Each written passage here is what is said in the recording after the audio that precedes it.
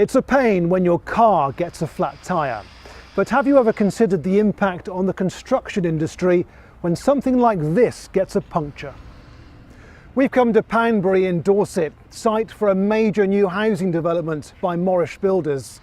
This project will take 25 years to complete, and it will result in the creation of 1,500 new homes. Now, on sites like this, there is the constant risk of a puncture, and it can be very costly indeed. Whilst the actual repair typically costs less than £100, still bad enough, the true cost is much higher. The days of climbing ladders whilst laden with tools or materials on site are long gone. Health and safety requirements mean that machines called telehandlers do all the heavy moving. But what happens if a telehandler gets a puncture? When a telehandler gets a puncture, materials can't be moved, labour stops, the project temporarily stops, and that can take anything up to 3 hours depending on the workload of the tyre company. The longer the downtime, it's very costly to us.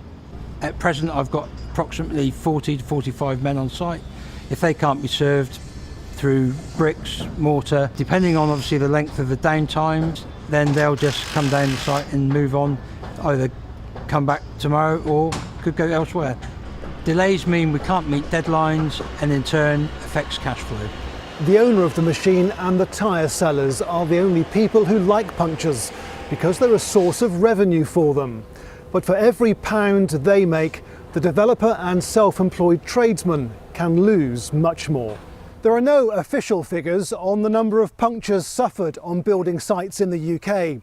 In fact, there's no data on the number of building sites in the UK.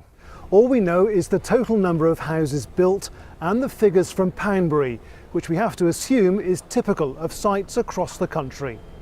So let's do the maths. We do know that approximately 150,000 homes were built in the UK in 2014. Here in Poundbury, punctures run at the rate of about 1 every 2 houses built. So if there's a similar trend across the country, that would be some 75,000 site punctures per year, each costing a repair of say £80, £6 million in total. That figure just scratches the surface. If we take the average loss of production as say £500 per incident, a staggering £3 billion per year could be saved. Of course, we've made some assumptions there, but don't forget we've only looked at one type of vehicle, a telehandler. Overall, industry savings could potentially be mind-boggling. Well, there are 1,500 telehandlers in the UK on all building sites. And to fit OKO to the 4 wheels of a telehandler costs approximately £200.